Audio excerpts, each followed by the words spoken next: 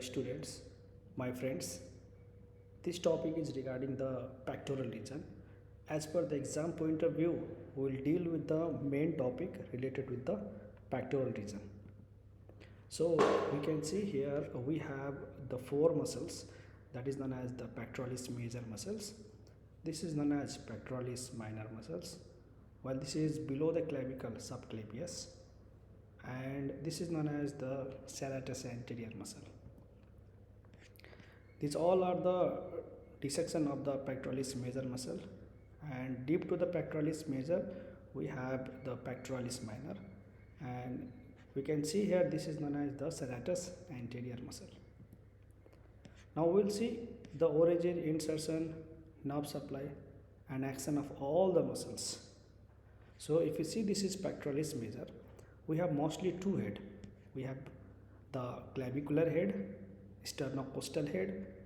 So mostly the origin takes place from the anterior surface of medial half of the clavicle. The next origin is from the anterior surface of the sternum. Then again medial part of second to sixth costal cartilage, and from the aponeurosis of external oblique muscles. And same origin we can see here, that is from the clavicle. Then we have the anterior surface of the sternum, second, third, fourth, fifth and the sixth ribs with costal cartilage, and all these muscles goes and attach into the lateral lip of the bicipital group.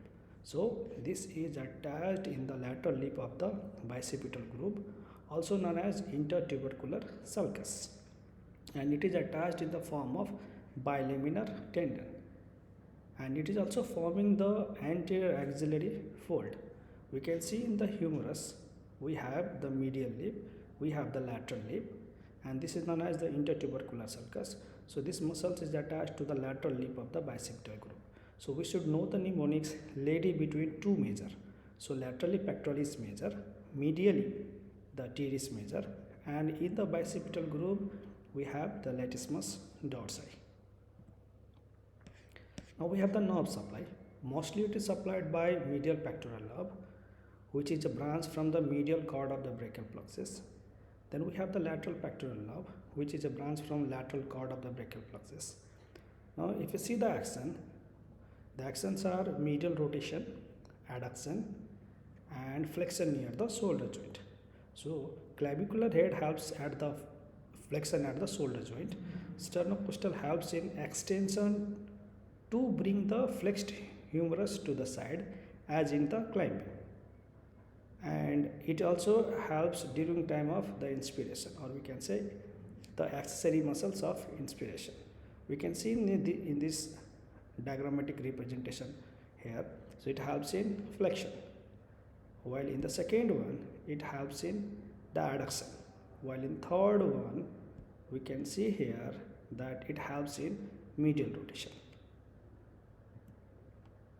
So one more muscles is there, extra muscles, that is known as rectus sternalis muscles.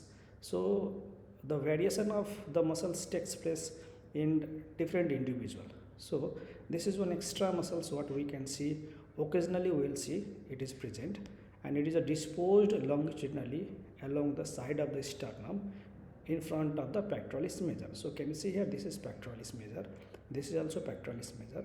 Just anterior to that we have the muscles that is known as the rectus sternalis. So there are lots of variations seen in the rectus sternalis muscles also, and it is a derivative of superior part of rectus abdominalis muscles, and it is supplied by intercostal nerve. So if you see the applied anatomy, there is a term known as Poland syndrome. So it is a congenital absence of pectoralis major muscles, mostly the sternocostalis head. Then can you see here there is an absence of the pectoralis major muscles. Here also we can see there is absence of pectoralis major muscles.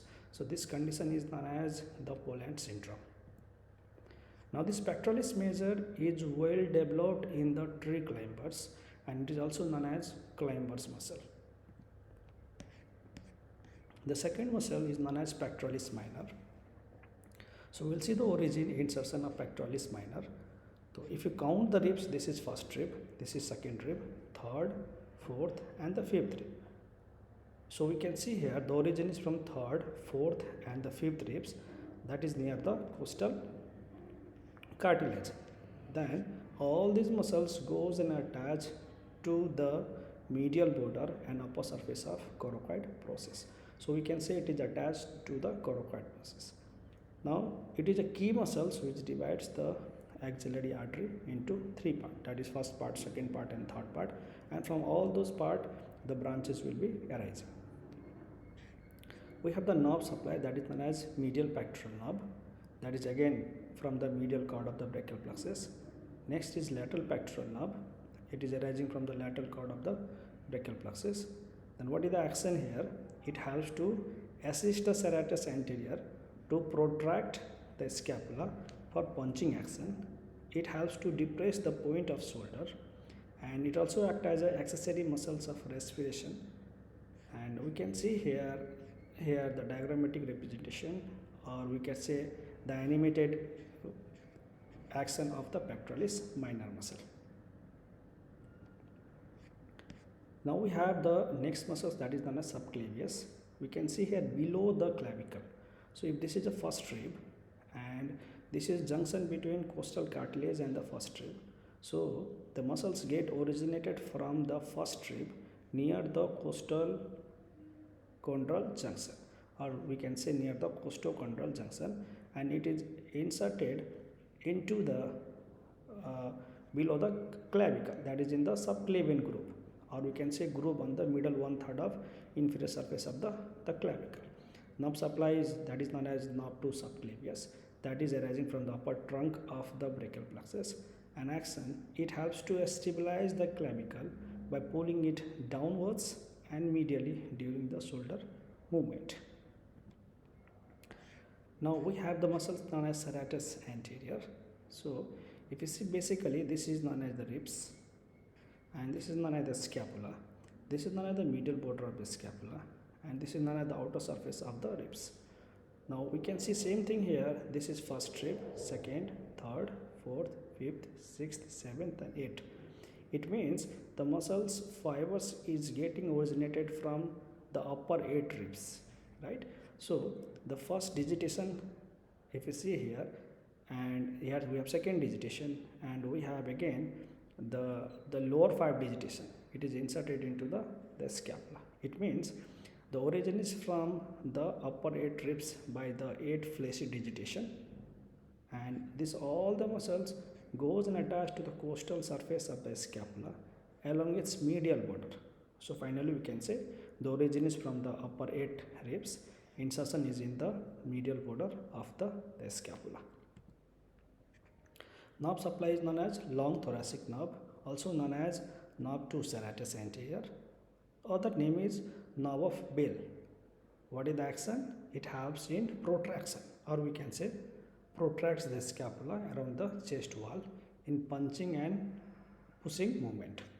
Lower fibers along with the trapezius rotates the scapula laterally and upwards during the overhead abduction of the arm, right? So during time of abduction also it is helping.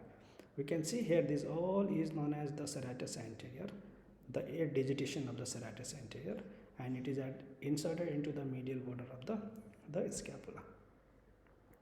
So can you see here the animated portion of the serratus anterior?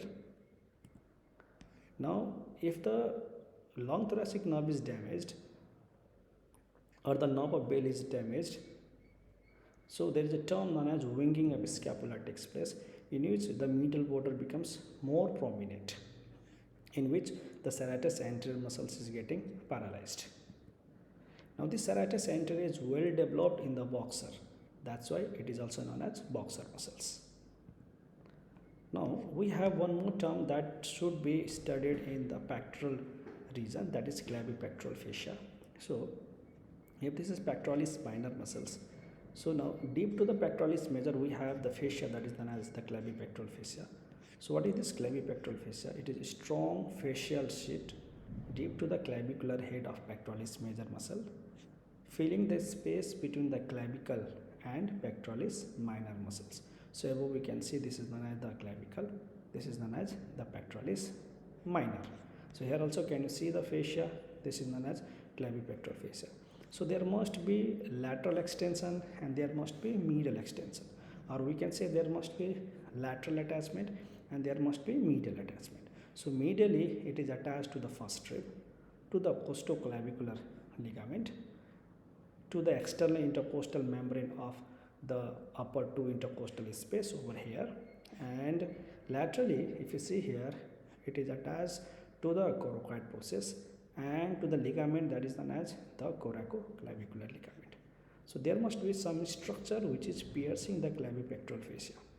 We can see here, if this is a clavipectoral fascia, it is pierced with the help of cephalic vein, lateral pectoral nerve, the lymphatics also. So these, and we have the artery that is known as thoracoacromium artery. So these all are the four structure that is piercing the clavipectoral fascia. Now if I'll see the vertical extent of clavipectoral fascia, so this is known as the clavipectoral fascia. So it is having two lamina. So this is known as the anterior lamina, this is known as the posterior lamina, and between the two lamina we have the subclavius muscles. The posterior lamina continues as investing layer of deep cervical fascia, and below it is enclosing the pectoralis minor, and below it goes and attached to the axillary fascia. So according to the exam point of view, all these muscles is important, even the clavipectoral fascia is important. So how to write in exam? We need to draw the diagram of pectoralis major. Same how you can draw the diagram of pectoralis minor, subclavius and serratus anterior, and you have to write the main things. So let's see that you have to write the origin and how the origin takes place. You have to write the insertion and you have to write about lateral lip of the bicipital group. Same how for the pectoralis minor, subclavius, serratus anterior, and we have to write the nerve supply also, and you have to write the action along with the clinical anatomy. Thank you.